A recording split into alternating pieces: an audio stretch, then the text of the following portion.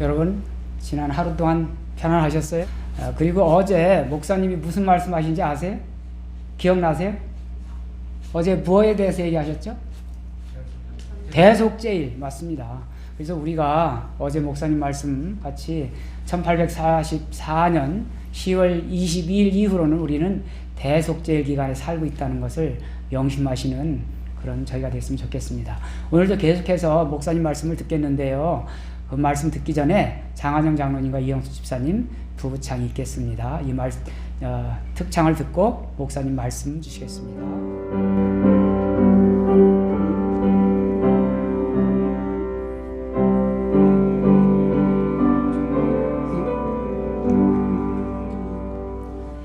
주님 오시는 그날이 언제일지 주님 뵙는 그날 나는 확실히 몰라.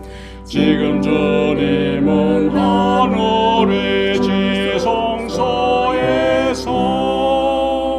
내 죄 위에 중보하네. 그 회장이 거치는 날 이 땅으로 오시겠네. 그때 찬란히 빛나는 주님의 영광 나 그곳에 참여하리. 하늘 천사들 청아한 찬미소리 죄악 세상에서 비록 듣지 못하나 주님 지성소 나오게 되는 그날에 그 노래를 들으리라. 저 천사들 노래 따라 내 주님을 찬미하리.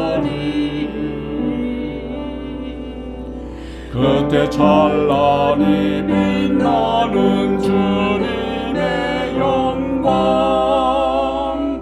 나 그곳에 참여하리.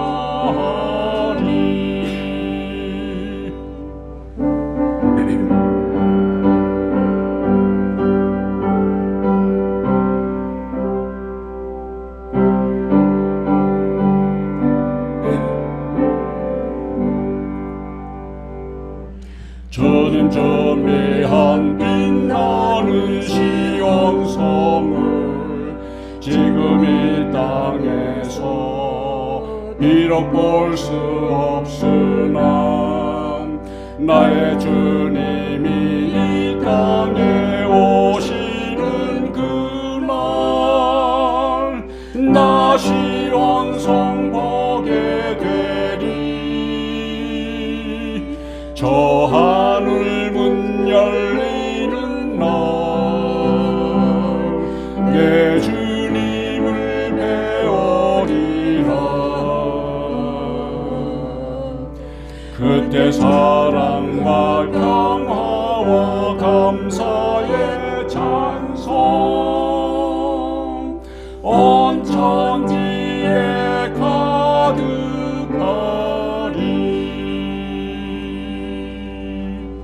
아멘.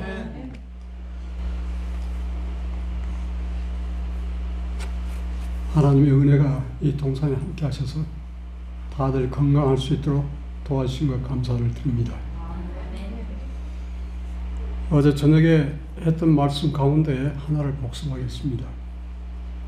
우리 죄가 어떻게 끝이 난다고 했는지 기억나십니까? 우리 죄가 어떻게 끝난다고요?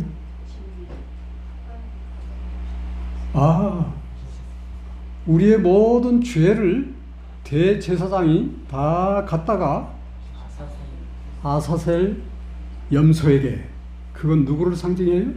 사탄을 상징한다. 그래서 그러기 전까지는 우리의 죄가 어디에 남아있다?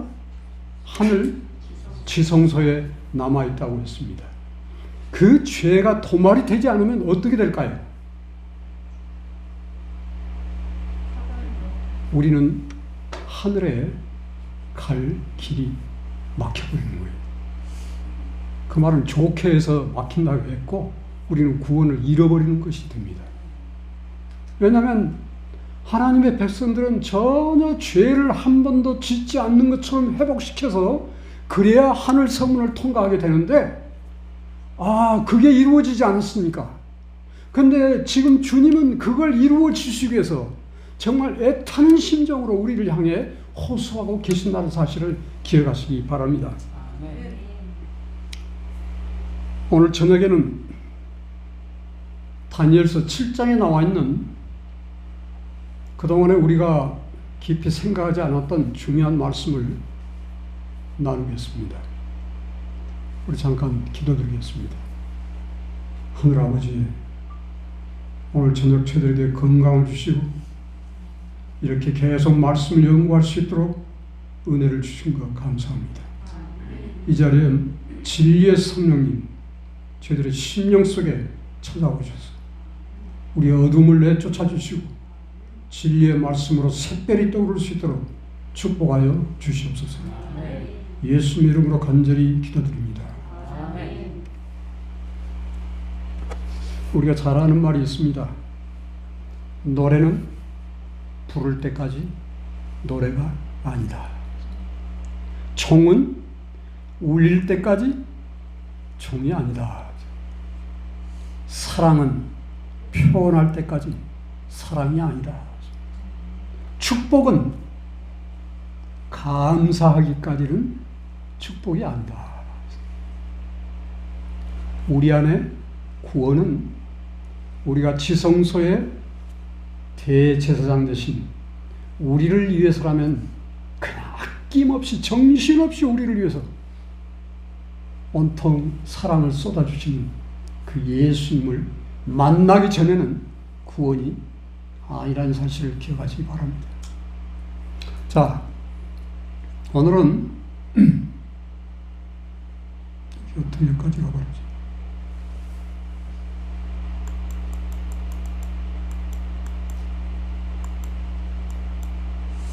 자, 다니엘서 7장의 예언입니다.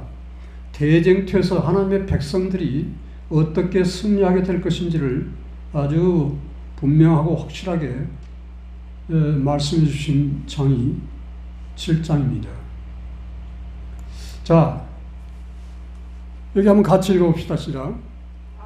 바벨론 왕 벨사살 원년에 다니엘이 그 침상에서 꿈을 꾸며 뇌 속으로 이상을 받고 그 꿈을 기록하며 그 일의 대략을 진술하니라. 이 벨사살 이 원년은 바벨론이 망하기 한 10년 전입니다. 그때가 BC 550년에서 549년 그 사이입니다. 이 벨사살 나이가 그때 한 40에서 50세 그 사이라고 이렇게 이야기가 나와 있어요. 그런데 7장의 계시는 2장에 나와 있는 신상의 계시를 다시 반복하면서 우리에게 아주 중요한 이 세상의 역사와 또 하늘에서의 심판이 어떻게 이루어질 것에 대한 아주 분명한 말씀을 우리에게 주셨어요. 여기 지금 꿈을 꾸며 머릿속으로 환상을 받고, 그래서 하나님께서 이 사랑하는 아들 다니엘에게 우리 모두를 위한 계시를 주셨습니다. 참 이게 얼마나 감사한지 모르겠습니다. 이 다니엘이 꿈을 꾸고 난 뒤에 어떻게 됐죠? 그 뜻의 분명한 의미를 알고 싶은데 뭔가 너무너무 심각한 일들인데 그걸 깨닫지를 못하겠는 거예요. 그래서 다니엘이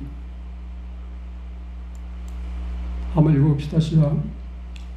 그 말이 이에 그친지라 나 다니엘은 중심이 번민하였으며 내 낯빛이 변하였으나 내가 이 일을 마음에 감추었느니라.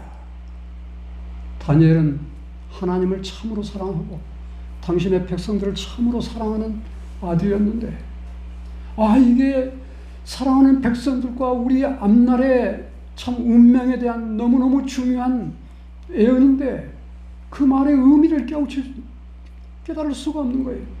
천사에게 물어봤더니 천사가 이 국가적인 흥망성쇠에 대한 이야기는 해줬는데 그래도 이 번민이 그치지 않는 거예요.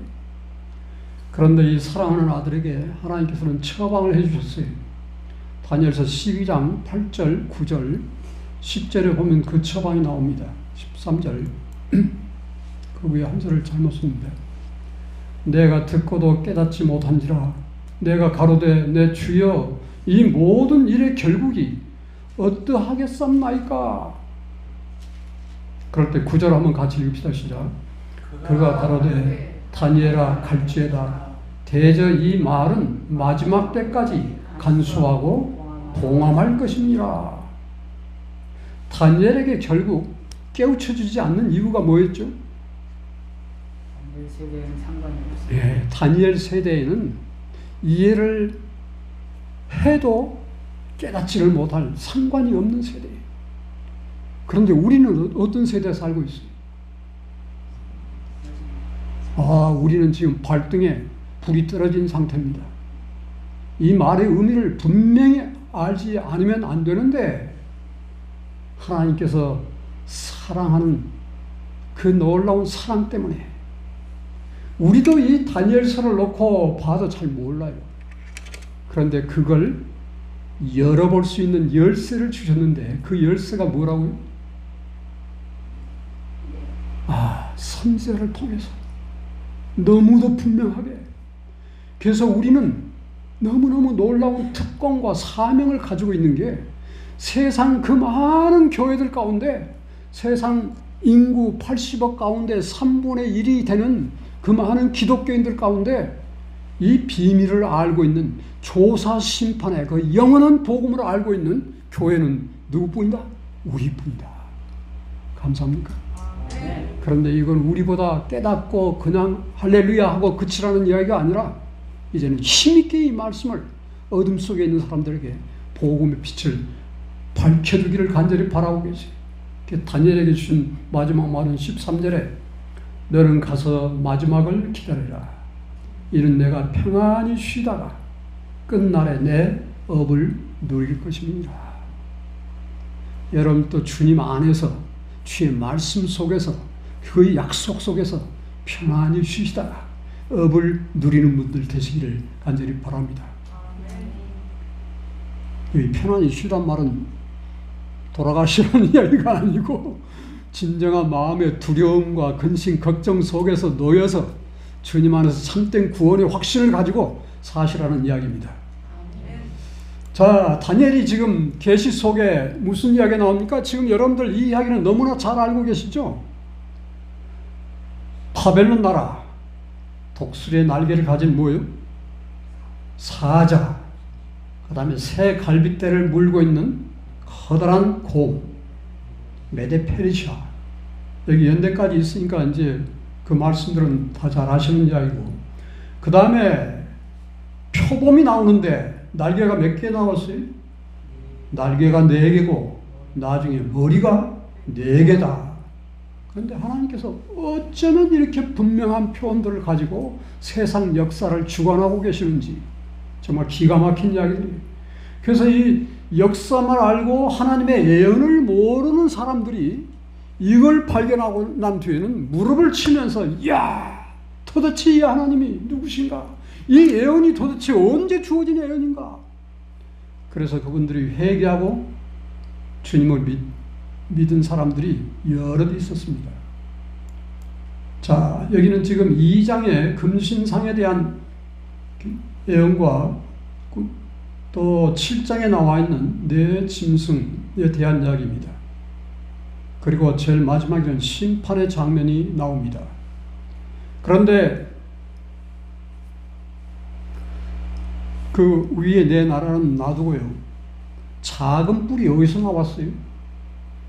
그러니까 7장에는 작은 뿔이 아주 못될 짓을 많이 했어요. 하나님의 법을 변경시켜버렸다. 때를 바꿨다는 이야기는 잘 아시죠? 하나님의 거룩한 복 받는 날, 그 복이 우리로 하여금 모든 필요를 채워줄 수 있는 그 안식의 축복이 주어졌는데 그걸 못 받도록 하기 위해서, 그러니까 사탄은요, 안식이라면 막 고개를 흔드는, 정말 싫어하는 날이 바로 안식일이에요. 왜냐하면 안식일을 깨달으면 에스겔 20장 12절 20절의 말씀처럼 우리가 어떻게 되는 거예요? 거룩한 백성으로 변화가 되는 거예요. 그 축복이 그날에 주어지는 거예요. 그러니까 이 친구들이 거룩하게 되면 내 운명이, 내 목이 달아나니까 자기가 영원히 지속하고 싶어서 죽기 싫어가지고 안식일을 공격하는데, 이제 직접적인 공격을 할 날이 불과 멀지 않았습니다. 그래서 헬라 제국이 BC 168년에 망하고 난 뒤에 무서운 짐승으로 표현된 로마가 등장하고, 거기서 두 나라로 분열이 되고, 그 분열된 나라에서 10나라로 분열이 되는데, 그 가운데서 뭐가 나왔다고요? 작은 뿔이 나왔다. 아마 이 예언들이 너무나 기가 막히잖아요. 작은 뿔이 등장하면서 10뿔 중에 어떤 일을 했다고요? 새 뿔을 뽑았다. 새 나라를 멸망시킨 거예요. 동서 고트를 멸망시키고, 그 다음에 헤로라이를 멸망시키고, 자기들의 교리와 생각이 다르니까 다른 나라를 멸망시켜버린 거예요. 아주 정확하게 예언이 이루어졌습니다. 그리고 하나님의 백성들을 얼마나 오랫동안 핍박을 했어요? 1260년. 한때와 두때와 반때, 42달, 1260년. 오랜 세월 동안에 통계 보면은 약 5천만에서 9천만 명의 사람들, 신실한 하나님의 자녀들을 그렇게 핍박하고 죽이는 참 무시무시한 일들을 했는데, 그 일들이 일어나고 난 뒤에, 여기 한번 보십시다. 한번 같이 봅시다. 시작.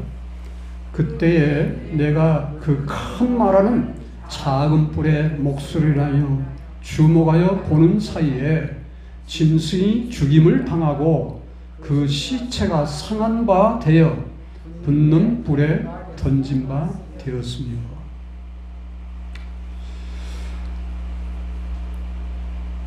지금도 이 작은 뿔이 일을 하고 있습니까? 막바지 이제 끝을 내려고 아주 열심히 일을 하고 있습니다. 여러분들이 들으셨겠지만은 참 이 지구를 살리자, 그 기가 막힌 아이디어가 어디서 나왔는지 모르겠어요. 사탄이 넣어준 거예요. 지금 이 지구가 죽어가고 있는데, 우리 집이 지금 망가져가고 있는데 이 지구를 살려야 된다. 그러기 위해서는 어떻게 해야 된다? 탄소 농도를 줄여야 된다. 그래서 기후 협약을 맺고 전 세계 지도자를 불러 모으고, 그 다음에 또 한쪽에서는 캠페인을 외치면서 온 세상의 사람들을 다 동원해가지고 데모를 하는 그 모습 유튜브에서 보지 않으셨습니까? 정말 기가 막히게 어떻게 똘똘 뭉쳐서 하나가 되는지 모르겠어요. 근데 그 속에 교황 친서 속에 라우다토 시를 이렇게 펼쳐보면 이 지구를 살릴 수 있는 가장 좋은 방법이 일주일에 하루를 쉬는 것이다. 그날 모든 사람들이 다 쉰다면, 자동차도 운전하지 않고 비행기도 날지 않고 참 완전히 쉰다면 탄소 농도를 확실하게 줄일 수 있고, 우리가 가정에도 행복, 세상에도 참된 행복, 건강을 다 누릴 수 있다. 일요일을 쉬는 날로 한다. 하필이면 또 왜 일요일 날 쉬어요?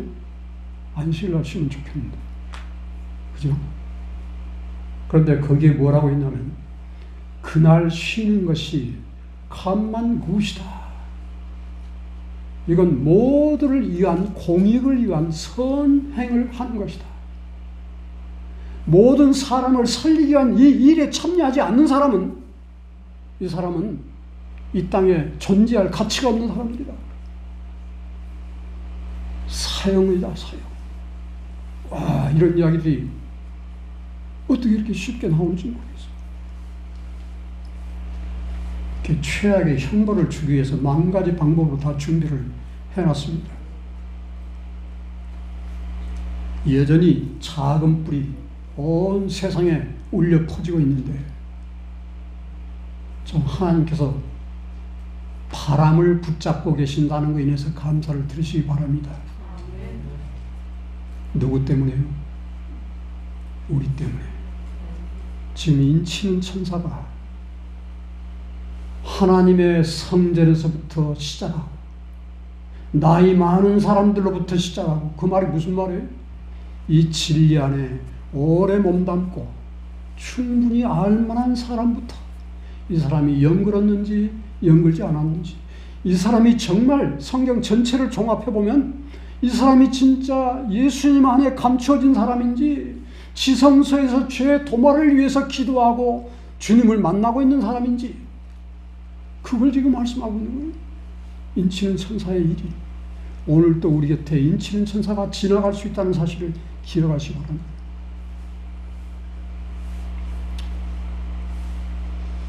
결국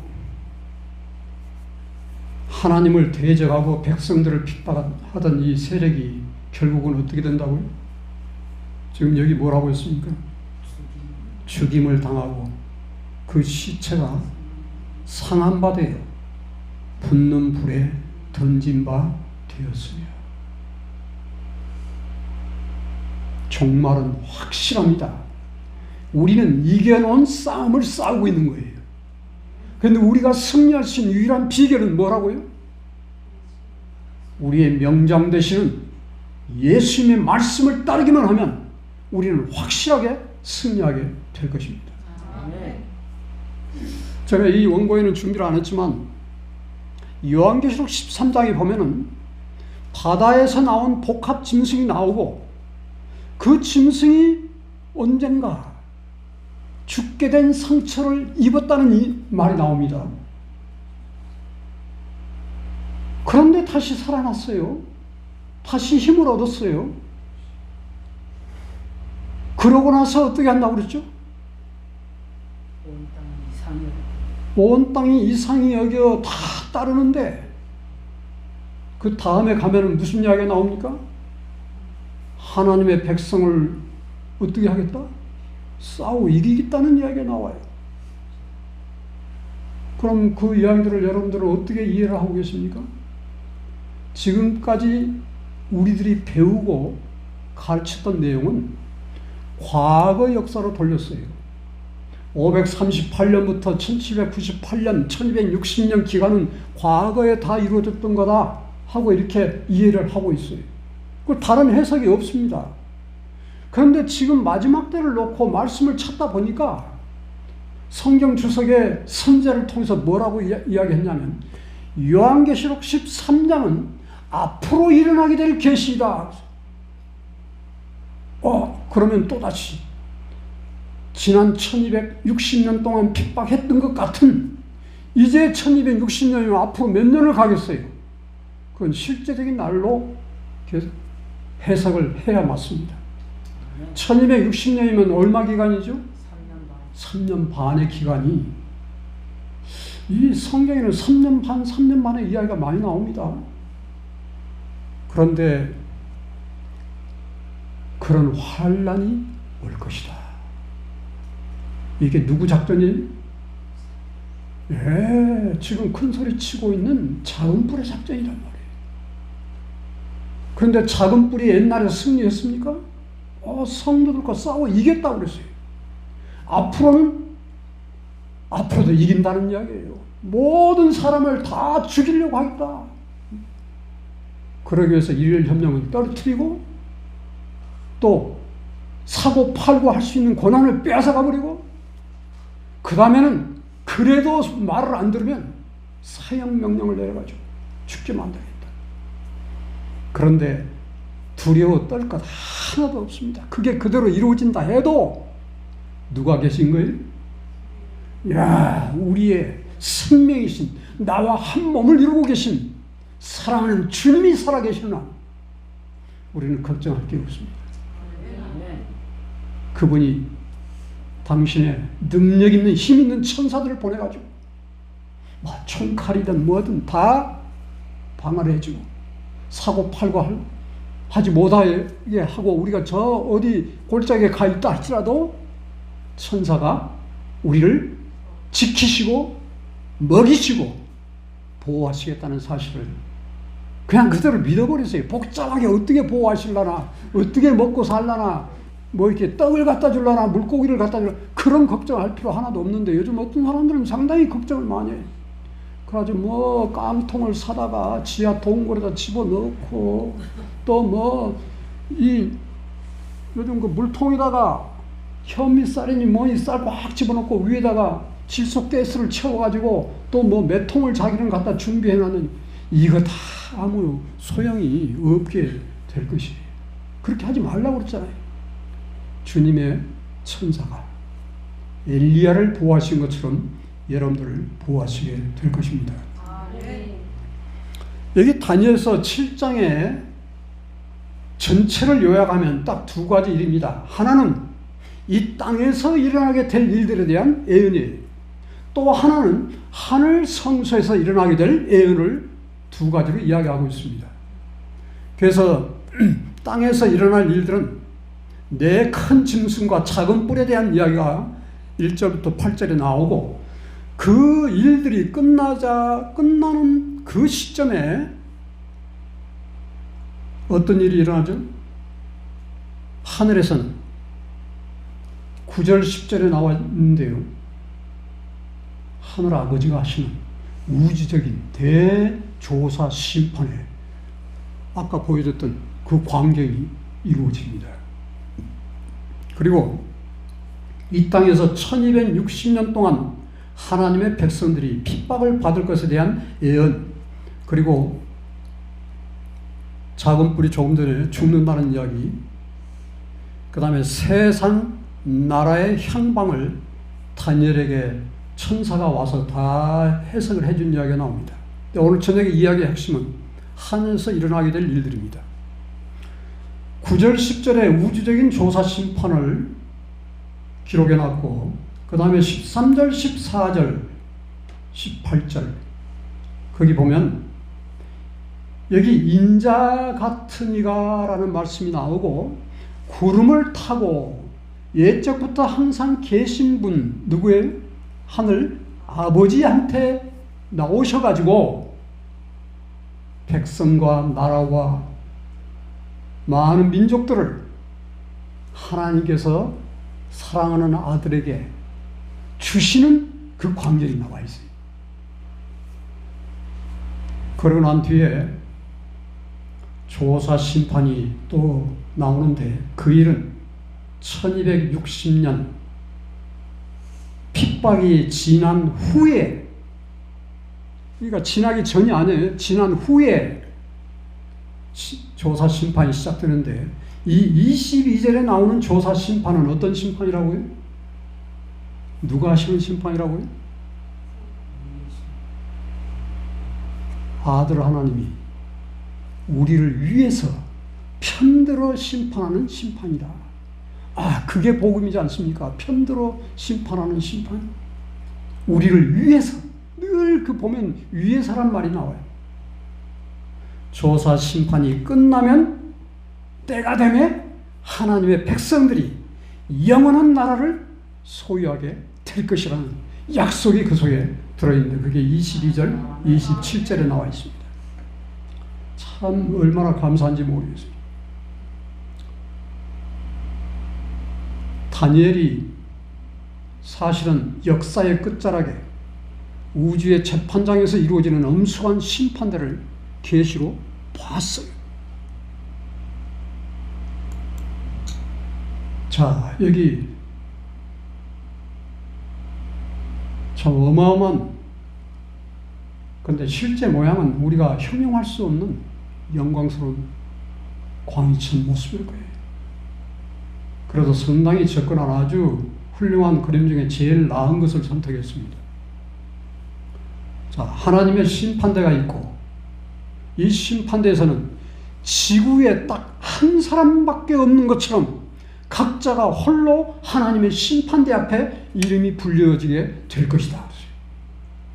와, 그 이야기 들으면 두렵지 않습니까?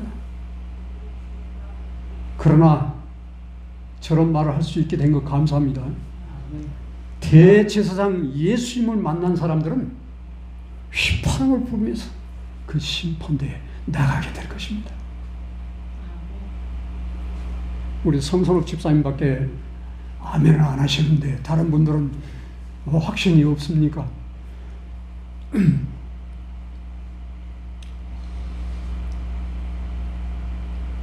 여기 계시록 20장 12절 이 중심으로 해석해 놓은 것들을 보면은 이 심판대에서 열려있는 책들은 단 한 치도 오차가 없는 분명한 기록이라고 했어요.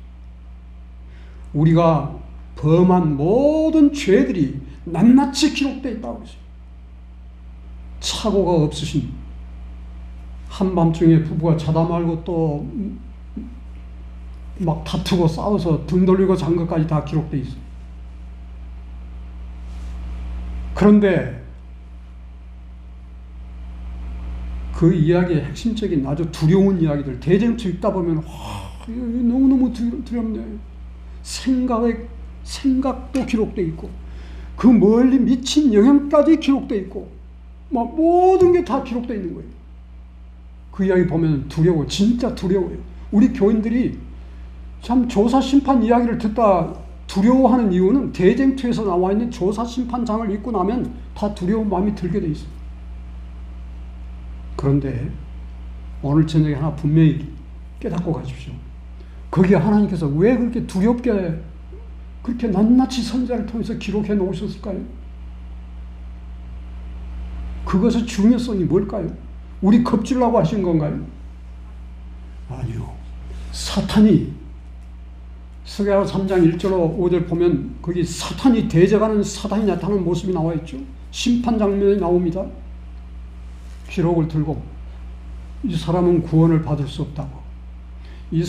그러니까 그 사람을 평생 날 때부터 시작해서 따라다니면서 죄를 짓게 만들어가지고 언제 어느 때 어디서 무엇을 어떻게 죄 기록을 다 가지고 있는 거예요. 보십시오. 이 사람이 이런 사람입니다. 이런 사람이 구원을 받을 수 있다뇨. 이런 사람이 하늘에 가면 어떻게 되겠습니까? 안 됩니다. 이 사람은 내 소유입니다. 소유권 다툼이 일어나는 재판. 그래서 사탄은 자기 거라 하고 예수님은 아니라고 이야기를 하세요. 그래서 사탄의 분명한 기록에 대비해서 하나님께서 분명한 기록을 가지고 계신다고 했어요. 그러니까 스가랴 3장에 보면은 사탄이 막 고발할 때 거기 하나님께서 어떻게 하셨어요? 아무 말씀도 하지 않으셨다고. 그래, 네 말이 다 맞다. 다 맞다. 그러나 나중에 책을 펼치면은 하나님의 기록책을 펼치면 거기에 무슨 증거가 나와요? 우리의 죄에 사단이 기록한 죄들은 다 지워져 버리고 용서받았다는 놀라운 축복의 말씀이 거기 기록되어 있는 거예요. 그 일을 위해서 서두르시기 바랍니다. 왜냐하면 죄를 도말하시는 일에는 성소로 첨가된 죄만 도말이 되겠다고 했어요. 내 안에 가지고 있는, 아직도 만지작거리고 있는, 아직도 그냥 미련을 좀 두고 있는 그런 죄들, 아니면 우리 안에 있는 우리 모두가 사탄이 우리를 사로잡으면서부터 우리 안에 공통적인 죄가 있는다. 나를 섬기는 죄. 나를 섬기는 그 죄의 핵심이 뭐예요? 이기심으로부터 시작해서 모든 죄들이 낱낱이 기록되어 있는데 이 죄들을 정말 울며 통곡하면서 주님께 내놓으시기를 바랍니다. 그가 아까워하면 안 됩니다. 붙잡고 있으면 안 됩니다. 차일피일하시면 안 됩니다. 우리가 가지고 있는 은혜의 시간은 뭐다? 오늘뿐이다. 그렇게 이야기를 했어요. 자, 여기는 9절 10절에 하나님의 심판대가 나오는데 참 놀라운 이야기죠. 온 우주가 참사한 지켜보는, 그러니까 우주의 천사들과 이 거민들이 다 배심원으로 참석한 배심원 심판이. 왜냐하면 그분들이 죄가, 이 작은 우리가 알 수도 없었던 그 죄가 사단의 마음속에 있어가지고 그걸 제거하지 않으심으로 인해서 온 우주가 이렇게 부풀려 버렸는데 다시는 죄가 들어오면 안 된다. 그래서 주님이 선자를 통해서 하신 말씀 가운데 우리 안에 이기심이 얼마만큼만 있어도, 털끝만큼만 있어도 주님이 대경 실색하실 것이다. 와, 이런 말들은 참 부담스럽죠. 내 안에 아직도 이기심이 살아있고 막 나서 몇 달 안 된 애도 큰 사과 작은 사과 이렇게 반짝반짝한 부사 사과 국광이 지금 있는지 모르지만 옛날에 제가 어릴 때 먹었던 유일한 사과 있어요. 그걸 주면 그 아이가 어떤 걸 가져가요? 쬐끄만하고 삐뚤어진 국광 가져갑니까? 아니요. 크고 번쩍번쩍한 부사를 가져가요. 이 어린애 가르치지 않았어도 이기심을 가지고 있다. 사탄이 그 영들을 주관하는 거예요. 그래서 이 지성소의 사업은 결국은 어떻게 되는 일이, 나를 완전히 주님께 드려버린다는 이야기는 내 이 죄덩어리를 다 주님께서 가져가시기를 간절히 바라는 것, 그거에 내가 어제 좀 실수해가지고 거짓말했습니다. 싸웠습니다. 다퉜습니다. 용서해 주십시오. 그게 진짜 용서를, 그건 우리가 습관적으로 한 것이지 진지하게 마음 속에서부터 내 죄를 뉘우치는 게 아니라고 그랬어요. 정말 죄는 나를 완전히 주님께 드리는 거예요. 내일 저녁에는 이 문제를 좀 더 자상하게 말씀을 드리도록 하겠습니다.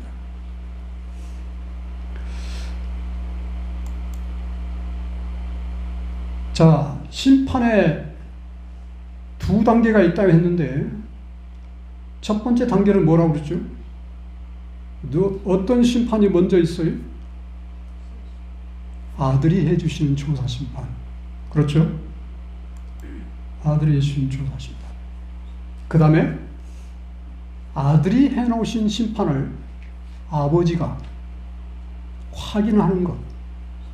네. 온 우주에 확증을 하는 심판이 아버지의 심판이에요. 자, 조금 이따 다시 자세히 말씀을 드리겠습니다. 이 다니엘 7장 22절에 나와 있는 말씀을 기억하시죠? 이 말씀은 외워버리시는 게 좋겠어요. 옛적부터 계신 자가 와서 지극히 높으신 자의 성도를 위하여 신원하셨고 때가 이름에 성도가 나라를 얻었더라.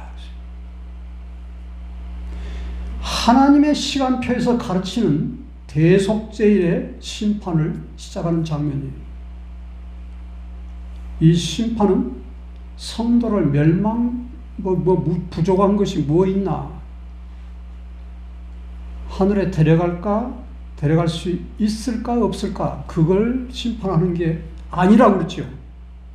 믿음으로 말미암는 의에서 정말 예수님을 완전히 믿고 내 자신을 드리게 되면 주는 내 안에 있는 많은 험들을 찾아내셔가지고 그걸 다 제거해 주시는 일이라고 했습니다. 제가 이 이야기를 자꾸 반복하는 것은 그동안에 우리가 세뇌되어 있던 게 너무 많아가지고, 또 하나는 누가 물어보면 즉시 내 안의 기쁨, 이 진리를 깨달은 기쁨을 전달해 줄 수 있도록 우리가 확실히 그 문제를 알아야 된다고 말씀하셨기 때문에 자꾸 반복을 합니다.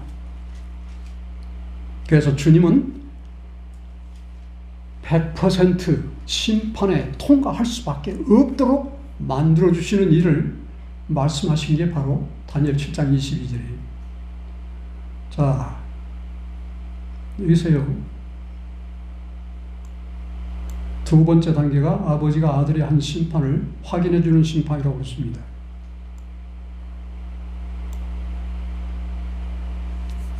자, 13절, 14절에 무슨 이야기가 나옵니까? 한번 같이 읽어봅시다. 시작. 내가 또 밤 이상 중에 보았는데 인자 같은 이가 하늘 구름을 타고 와서 옛적부터 항상 계신 자에게 나와 그 앞에 인도되매 14절 그에게 권세와 영광과 나라를 주고 모든 백성과 나라들과 각 방언하는 자로 그를 섬기게 하였으니 그 권세는 영원한 권세라 옮기지 아니할 것이요 그 나라는 패하지 아니할 것이라. 한번 알아보쳐 보세요. 지금 이 장면이 어떤 장면 같습니까? 어느 때 같아요? 예수님의 구속 사역에서 지성서에 또 다른 분은요? 예? 이영숙 집사님 아주 정확한 대답을 주셨어요. 예수님께서 부활하시고 난 뒤에 하늘로 승천하셨는데 바로 천천만만의 천사들이 환영하는 그 환호성 속에서 하늘 아버지의 보좌에 함께하는 그 놀라운 제사장으로서의 취임식을 하신 장면이에요. 그 주님의 수고와 눈물과 참 목숨을 버리시는 십자가의 그 고통 속에서 우리를 사셨는데 온 세상 만민들을 다 하늘 아버지가 자기의 목숨을 바쳐서 한 아들에게 완전한 고난을 넘겨주시는 장면이 나와 있습니다. 참 그 장면을 보는 다니엘은 굉장히 큰 기쁨과 환희 속에 있었을 겁니다. 자, 여기서 질문을 하나 하면은 그 이야기가 좀 더 분명해집니다. 지금 그 9절에도 보면 내가 보았는데 왕자가 놓이고 옛적부터 항상 계신 이가 자정하셨는데 또 7장 22절에 거기도 똑같이 누가 나와요? 옛적부터 항상 계신 자가 와서 지극히 높은 자의 성도를 위하여 신원하셨고 근데 지금까지 나온 이 성서 교리 책에 보면은 22절에도 하시는 말씀이 여기 등장하시는 인물이 누구다? 9절에 나와 있는 아버지 하나님이시다. 옛적부터 항상 계신 자라고 했지 않느냐? 어떤 분이 조사 심판에 대한 이야기를 쭉 해드렸더니요. 이분이 기뻐하고 감사를 하다가 그 친구가 옆에서 자 여기 책 봐라 이거 영어 책에도 그렇고 다들 이 옛적부터 항상 계신 이는 아버지 하나님이라고 그랬지 어떻게 그게 예수 그리스도냐? 그 말 한마디 듣고서 아이고 저 최 목사 이 성경 잘못 풀었네 하면서 그냥 받았던 감동을 잃어버리게 되는 거예요. 아이고 그래서 너무너무 안타까운 거예요. 그래서 혹시라도 그런 분을 만나게 되면 여러분들이 확실하게 해석을 해주셨으면 참 좋겠어요. 여기 22절에 나와 있는 똑같은 이름을 쓰신 그 이야기를 우리가 좀 풀어보겠습니다. 자, 심판하는 권세 22절에 옛적부터 항상 계신 분이 와서 지극히 높으신 자의 성도를 위해서 신원하셨고 그 심판하셨다는 이야기죠. 근데 요한복음 5장 22절 한번 읽어보겠습니다. 시작. 아버지께서 아무도 심판하지 아니하시고 심판을 다 아들에게 맡기셨으니 요한복음 5장 27절 또 인자됨을 인하여 심판하는 권세를 주셨느니라. 지금 심판은 누가 하시는 거다? 예수님만이 하시는 거다. 그런데 지금 여기 또 하나 분명하게 분별될 수 있는 게 이름은 같이 불렀는데 지극히 높으신 자는 누굽니까? 지극히 높으신 자 하늘 아버지, 하늘 아버지의 성도들을 위하여 신원하셨다. 그러니까 예수님 아닙니까? 그렇죠? 이름은 같아도 예수님이란 말이에요. 그리고 성도들을 위해서 신원하시고 중보하시고 재판하시는 분이 누구신가? 예수님 분이잖아요. 우리를 위해서 우리 죄를 도말해 주시기 위해서 중보하시고 신원하시는 분은 그 고난을 예수님만 가지고 계신단 말이에요. 그러니까 22절에 나와 있는 옛적부터 항상 계신 그분은 예수 그리스도시다. 9절에는 하늘 아버지고 22절에는 예수 그리스도 아들 하나님이시다 하는 이야기입니다. 자, 이야기를 좀 더 나가보면은 아들은 아버지와 일체이셨다 그러죠. 삼위일체 하나님이시고 똑같아요. 그래서 이사야 9장 6절에는 뭐라고 말합니까? 한번 읽어봅시다. 시작. 이는 한 아기가 우리에게 낳고 한 아들을 우리에게 주신 바 되었는데 그 어깨에는 정사를 메었고 그 이름은 기묘자라 모사라 전능하신 하나님이라 영전하시는 아버지라 평강의 왕이라 할 것이니라. 또 한 구절 히브리 8장 1절입니다. 시작. 이제 하는 말의 중요한 것은 이러한 대제사장이 우리에게 있는 것이라. 그가 하늘에서 위엄의 보좌 우편에 앉으셨으니. 자, 예수님께서 성육신 하시면서 잠시 인상을 쓰시고 하나님의 아들이라는 칭호를 얻으셨다고 했어요. 그런데 주님이 우리를 대속하기 위해서 십자가에 달려 돌아가시고 부활하시고 승천하신 뒤에 주님이 지금 어디에 앉으셨다고요? 하나님의 보좌에 앉으셨다는 이야기는 옛날에 두고 갔던 그 권리를 다 회복했다 하는 그 이야기를 말하고 있습니다. 그리고 이 대제사장이 되어 그 보좌에 앉으셨다는 이야기는 우리에게 중보할 수 있는 권한을 얻게 됐다. 그래서 히브리 8장 6절에 뭐라 합니까? 그러나 이제 그가 더 아름다운 직분을 얻으셨으니 이는 더 좋은 언약으로 세우신 더 좋은 언약의 중보시라. 더 약속으로 세우신 더 좋은 언약의 중보시라. 그러니까 예수님께서 이 땅에서 돌아가시고 부활하시고 승천하시고 난 뒤에 그분이 가진 놀라운 우리에게 큰 축복이 뭐라? 중보자가 되시는 거. 그렇지 않았으면 중보할 수 있는 권리를 얻지 못하셨을 거라고. 그래서 다른 말씀에는 그분이 십자가에 달려 고통을 당하시고 못에 박히고 창으로 찔림을 받으시면서 중보자의 고난을 대제사장의 고난을 얻고 계셨다. 와, 이 선자 아니면 누가 그런 말씀을 발견해서 우리에게 해줄 수 있겠어요?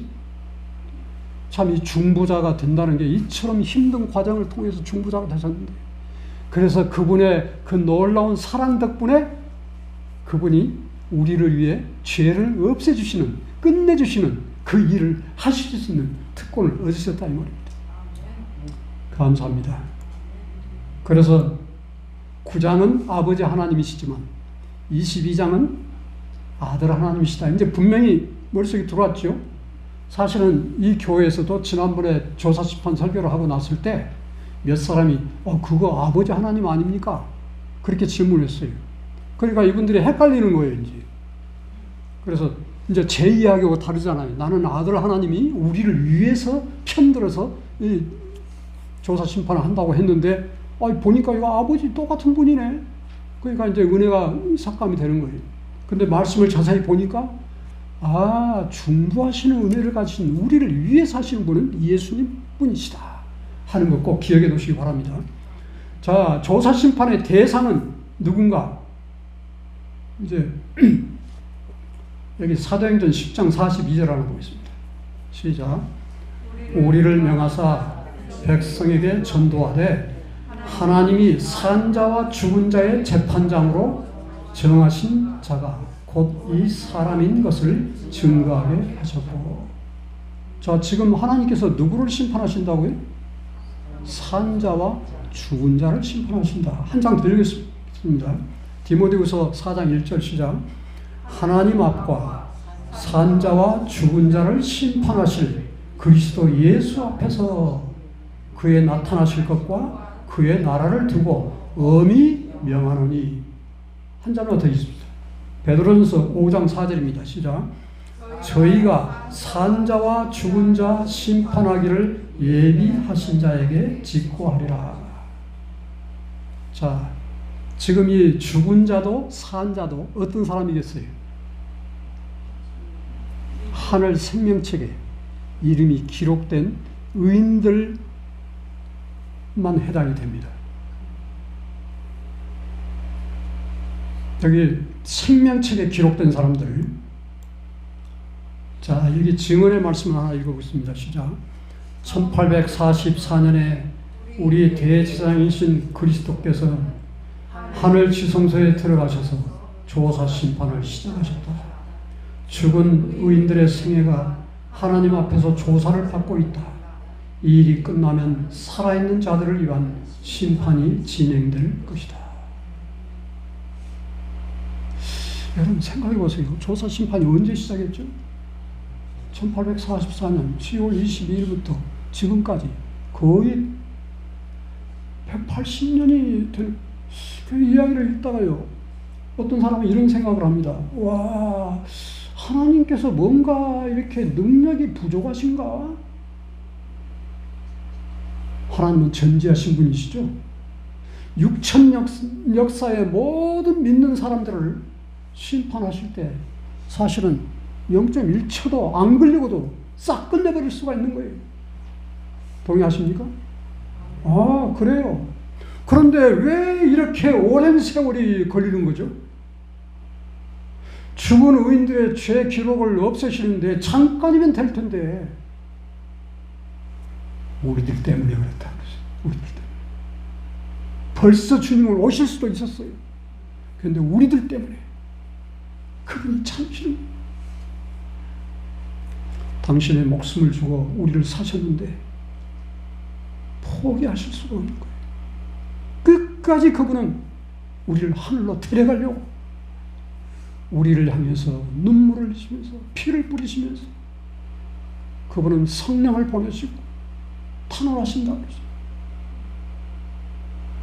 이야, 이 사람이 빨리 죄를 버리고 죄를 예수님께 가져오기만 하면 무슨 죄든지 no problem. 너무 행동이 우리는 느릿느릿하고 있어요. 너무 그 자세는 너무 위험천만한 자세를 하고 있어요. 롯의 가정 생각이 얼른 났습니다. 이제 곧 소돔성에 불이 떨어지려고 하는데 그 천사들은 그냥 급해가지고 빨리 산으로 데려가려고 하는데 이 롯의 가족들이 너무 늦장을 부리는 거예요. 늦장 부리는 이유가 뭐였습니까? 두고 가기가 그동안에 정말 이 소돔성에 와서 고생 피땀 흘려가면서 이렇게 모아놓은 재산들, 저 빛나는 가구들 너무 느리작 부리고 있으니까 두 천사가 네 식구 양손에 하나씩 붙잡고서 막 끌고 나가는 거예요. 한참 따라오는가 싶었더니 무슨 사태가 벌어졌어요. 야, 롯의 그 두 딸하고 롯하고 그 와이프 그 중에 그 와이프들은 그 살림살이에 그렇게 미련이 많은가 봐요.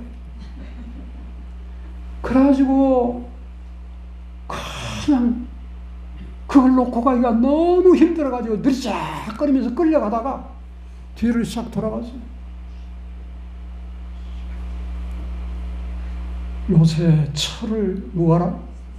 생각하라. 이 엘림 동산에 처 되신 분들은 롯의 처 같은 분들이 없으리라 믿습니다. 아멘 안 하신 분도 계시요. 근데 이 롯이 참 골라서 결혼을 했을 텐데 그 마누라 때문에 아주 참 마누라님 그분 때문에 온 세상의 여인들에게 아주 살아있는 교훈을 주게 됐어요. 지금 역사의 마지막이 정말 눈에 보이듯이 다가오고 있고 이제 세상에 참 이 무서운 일들이 일어나려고 하는데 우리 마음을 늘 빼앗아가는 그 어떤 것에 미련을 끊을 수 있게 되기를 바랍니다. 그래서 주님께서 말씀하실 때 즉시 미련 없이 떠날 수 있는 그런 심정으로 살았으면 좋겠어요. 그래서 집에서 집을 짓고 농사를 짓고 뭐 하실 때도 이것은 잠시 우리의 유익을 위해서 하나님께서 허락하신 선물이고 잠시 후면은 이것도 저것도 다 필요 없어서 우리는 등을 돌리고 하늘을 향해 걸어갈 사람들이야. 그래서 그걸 위해서 기도하시기 바랍니다. 우리 모두는 다 똑같은 심령을 가지고 있기 때문에 그 아깝게 마련해서 준비한 것들을 어떻게 쉽게 버리고 갈 수 있겠습니까? 그러나 하늘에 가면은 내가 이 땅에서 모든 걸 다 잃어버렸다고 생각했는데 하늘을 얻으니까 모든 것이 차고 넘치도록 준비를 해놓으셨다는 이야기예요. 이 땅에서 모든 걸 다 잃어버린다 할지라도 하늘을 잃어버리지 않는 사람은 모든 걸 다 얻는 사람인데 이 땅에서 모든 걸 다 얻었는데 하늘을 잃어버리면 그 사람은 모든 걸 다 잃어버리는 사람이라고 그렇게 말씀하셨습니다. 여기 하나님의 초청의 말씀을 하나 같이 읽겠습니다. 시작. 우리가 위에 있는 성소에 들어가지 않고 두렵고 떨림으로 우리 자신의 구원을 위하여 그리스도와 합하지 않으면 우리는 성소의 저울에 달려 바라보니 부족하다는 선언을 면치 못할 것이다. 성소는 우리의 유일한 구원의 닷줄입니다. 성소에 찾아 들어가는 사람들에게만 하나님께서는 우리의 구원에 필요한 모든 것을 다 주시겠다고 하죠. 그래서 믿음으로 말미암은 의의 참된 그 의미는 나를 위해 하나님께서 다 준비해 놓은 것을 의심하지 않고 믿고 주님께 나아가면 그 영혼에게 다 쏟아 주신다는 이야기예요. 그래서 주님이 예비하신 의가 누구의 것이 되는 거예요? 믿고 따라 들어가는 사람의 것이 된다고 말씀하시고 계십니다. 그 의미도 좀 더 깊이 다음 시간들에서 해석해 드리겠습니다. 자, 이 절 한 절 따라 읽겠습니다. 그러므로 우리가 긍휼하심을 받고 때를 따라 돕는 은혜를 얻기 위하여 은혜의 보좌 앞에 담대히 나아갈 것이니라. 감사합니다. 하늘에 계신 아버지의 놀라우신 사랑과 구속의 섭리를 인해서 참으로 감사를 드립니다. 험많고 죽을 수밖에 없는 죄들이었는데 주님은 우리를 위해 목숨까지 주시고 우리로 하여금 하늘 가는 밝은 길을 환하게 열어주신 은혜를 위해서 참으로 감사합니다. 하늘 지성소 주님이 우리의 필요한 모든 것을 다 마련해 놓으시고 그저 오라고 초청하시는 음성이 참 목매도록 이 땅에 전달되고 있는데 주님 이 땅의 미련을 버리게 도와주시고 주님 앞에 기쁨으로 달려갈 수 있도록 축복하여 주시옵소서. 때를 따라 돕는 은혜를 얻기 위하여 은혜의 보좌 앞에 지성소로 들어가고는 그것도 담대하게 드러나는 말씀을 인해서 감사를 드립니다. 주님, 발걸음을 느리게 걷던 그 롯의 그 불행한 사태를 잊어버리지 말도록 도와주시고 이제 하늘을 위해서 우리 모두가 다 믿음의 허리띠를 동임하게 도와주시고 주시는 성령의 충만함을 받고 진리와 함께 우리에게 임하시는 성령 충만함을 받을 수 있도록 도와주셔서 어두운 세상을 밝히는 귀한 종들이 이 엘린 동산의 모든 식구들이 될 수 있도록 인도하여 주시옵소서. 아멘. 예수님의 이름으로 간절히 기도드립니다. 아멘.